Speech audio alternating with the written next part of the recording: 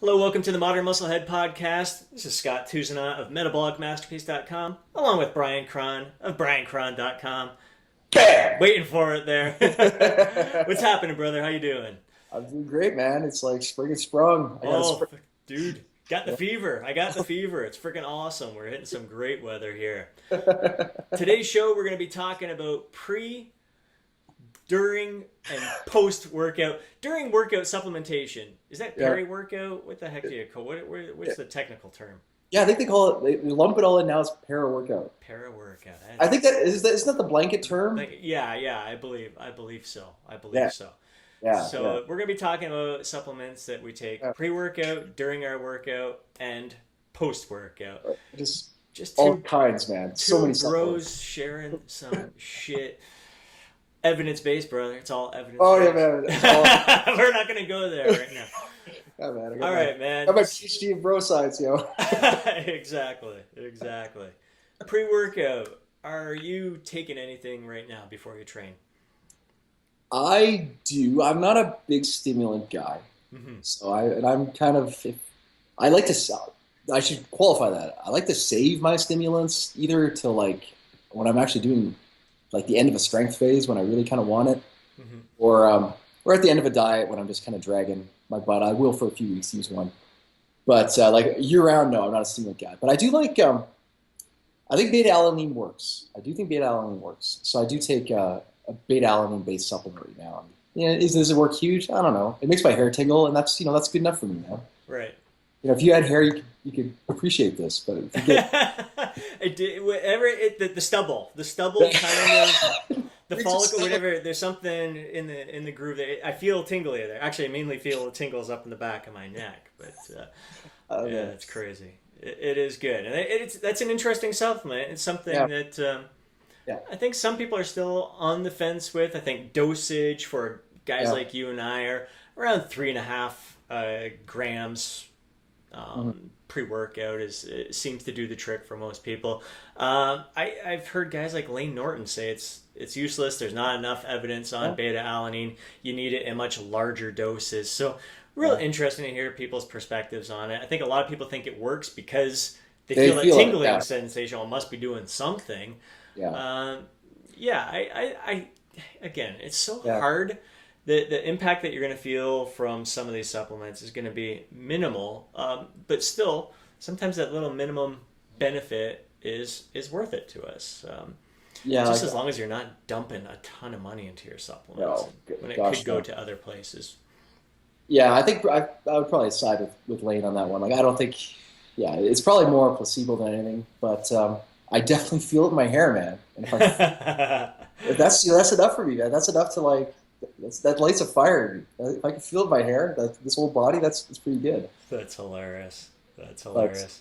uh, yeah, Yeah, I think we're definitely an over caffeinated society. I think I see it even more so with the yeah. younger guys. I Oh yeah, never used to take anything at all pre workout, and I always did just fine. I always had more than enough energy to train. I've gone through a few months where I've tried a few different pre workout supplements that included beta alanine and yeah. caffeine and some other stuff, and they were all right. I can't say that I really noticed a difference from taking them.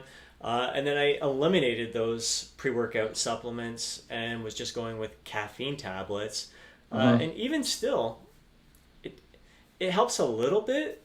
200 milligrams of caffeine, a little bit, but do I notice? Does it really Yeah, have that much of an impact on my workout? Not really. And yeah, is it necessary? I don't even know. I mean, it's dirt cheap, so it's not a money issue. It's just, do I need the stimulant? Does my body really need that kind of stimulant pre-workout? Would it be better off not taking it? I don't know. yeah, yeah. Like one thing my favorite pre-workout right now is about an hour before I have a pretty good dose of carbohydrates. Like, Mm-hmm. and I feel that more than anything. You know, again, I mean, I'm not pure, nothing's peer reviewed here, but I do find like yeah, I have my best workouts then when I'm well fed. My carbs are, kind of higher. I do notice that. Hmm. But yeah, in terms of like beta alanine or certainly a stimulant, I would just, again, you're totally right. People are grossly over caffeinated, overstimulated. They're using these shitty stimulants that were banned in the 20s, and supplement companies are digging them up. And Mm-hmm. yeah, it's they're writing checks with their body that they don't even know what they're doing, like, because you crash so hard. And yeah, I would much rather save a product like that till I absolutely needed it. When you're on like 1,500 calories a day at the end of the diet, you're doing all this cardio, and you're just trying to survive. That's what I would use that. Right. And even if you are taking it somewhat consistently, you're better off kind of spreading it out. Like take it only a couple workouts to the week. You shouldn't need it before every single workout. Kind of go based on how you feel, if you think you need it during a certain workout or not. Yeah, like I read something smart, and so subsequently I will do it. Is like only use it during like intensity phases, like when you're going heavy, like low rep stuff. Right. You don't got to get all hopped up, man, to do a bodybuilding 8 to 15 rep shit. I mean, come on, man. Right. Come on. I mean, get some backbone. Love it. Now, all right. How about during your workout? Are you taking anything right now? You know what? I always laugh at the pink alien piss people. But I was having trouble. I don't like to eat. I was just having trouble with my schedule, getting enough calories in, and good calories that I can measure and everything. And I started drinking carbs while I train, and I do like it. Like I do think I don't know. Maybe I just like drinking.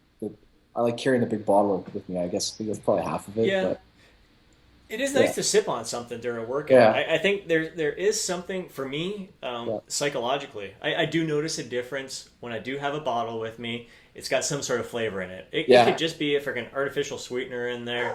But definitely I think that's one of the things that appealed to me taking branched chain amino acids during a work. I liked the flavor, and knowing that I'm getting some protein in me during my workout kind of made me feel good. I mean, it's expensive flavored water, but totally. I do think there is something to it. I kind of go through these phases throughout the year where it'll be like 3-4 months where I'm like, oh yeah, BCAAs all the way. I have to have my workout. Then I'll phase them out and go off, knowing that is it really worth it for me to take them during my workout? And I'm like, I miss it. I got to put them back in. So I know there's something that always brings me back to them.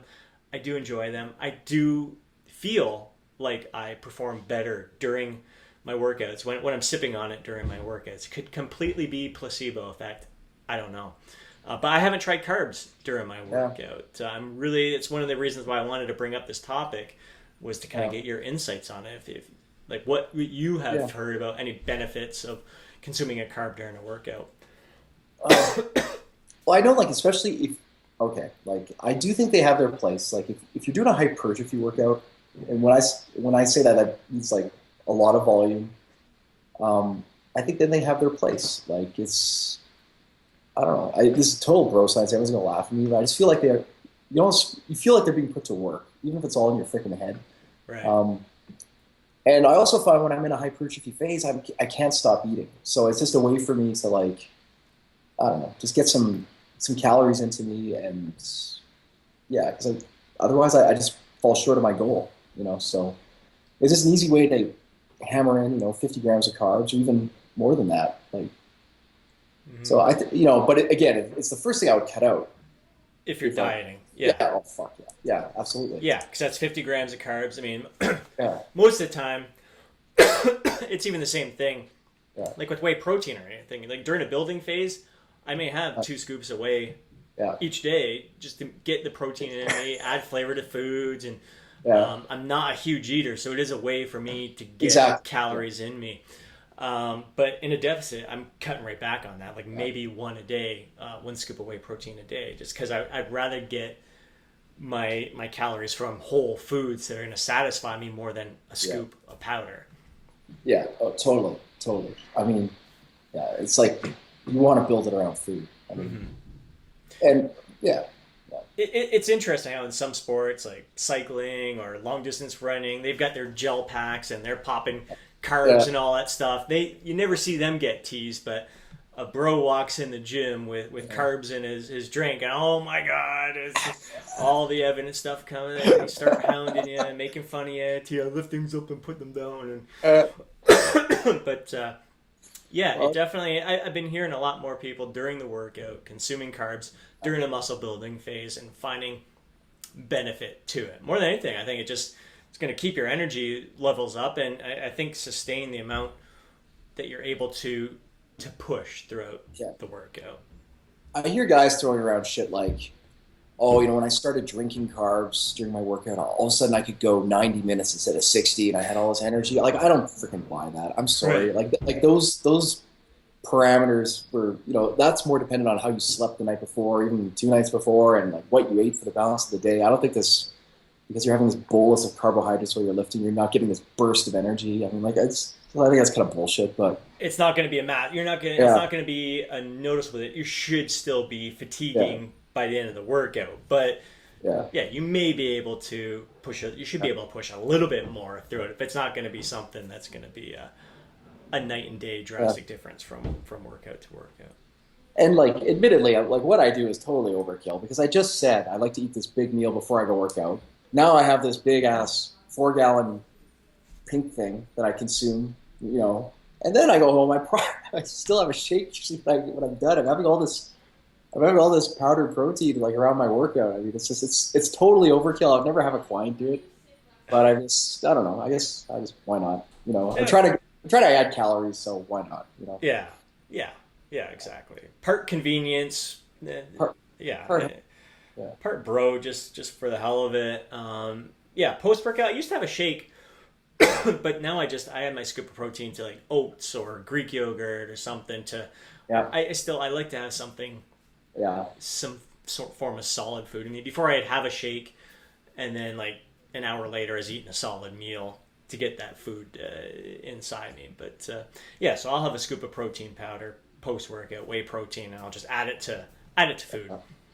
I've been eating a sandwich lately. I don't know. I got on a sandwich kick. No kidding. Post workout, yeah, like full on post workout sandwich, man. That's hilarious. Rick and I were talking about that yesterday. We're all talking about sandwich. Actually, Mike, he was telling me when the other guys I trained with, he used to have like 3-4 sandwiches a day at least. I'm like, Yeah, holy crap, we're laughing about it. And Rick and it I were works. saying, man, it used to be the thing, peanut butter and jam as our staple there. And, oh, just hilarious. But yeah, it's been a while. I can't remember the last time I've had a sandwich. An You egg should sandwich, you maybe. should revisit it, man. They're nothing wrong with a sandwich. Yeah. Yeah. Sounds But, good, man.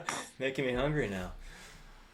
That's no, great. So I but mean, no. it's basic, man. There's Yeah. nothing any rocket science. A lot of what we're talking here is convenience.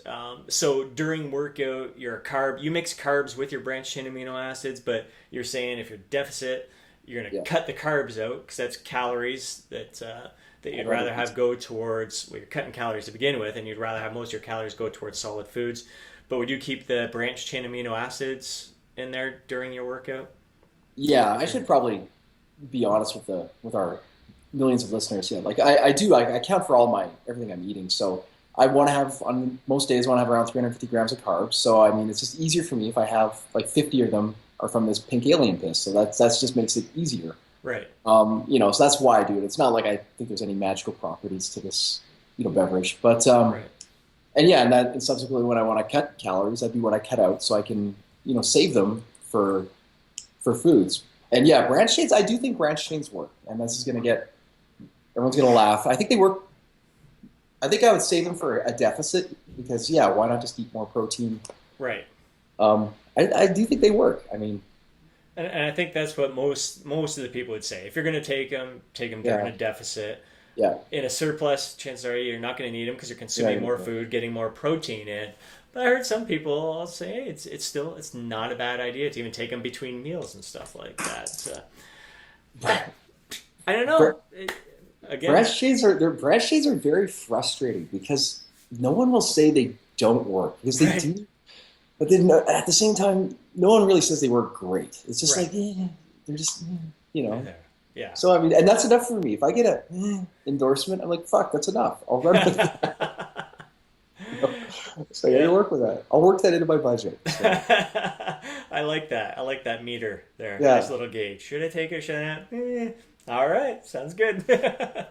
always looking for the next creatine, man, and it's like, I don't know, it's Yeah. not hasn't arrived yet. Yeah. Nope. Nope. That's for sure. All right, man. I think that's a wrap. Pretty basic. Pre, during, post workout. We keep it simple. Part of it just bro stuff. Just going based on what our buddies are doing. A lot of it for convenience. Laziness. Laziness. That's freaking it, man. That's it. Doesn't get easier than that. All right, man. I would love to hear from the people watching this right now, listening to us. What do you take pre, during, and post workout? What are your thoughts on all this? Let's hear from you. Come on, give it into us. Just lay it all in. Isn't that awesome? Remember, it used to be just post workout, and then now it's like pre, during, post. I've seen like 1 hour before and after that too. It's like these 5 mini meals that. Yeah. I don't know. I think the supplement industry is being put out of business, especially the pre-workout, because the Skittles and a Monster drink seems to be that's the pre-workout of choice for most kids right now. That's just nuts. All right, brother. As always, great talking to you. Hope you guys enjoyed the call today. We'll catch you next time. Yeah.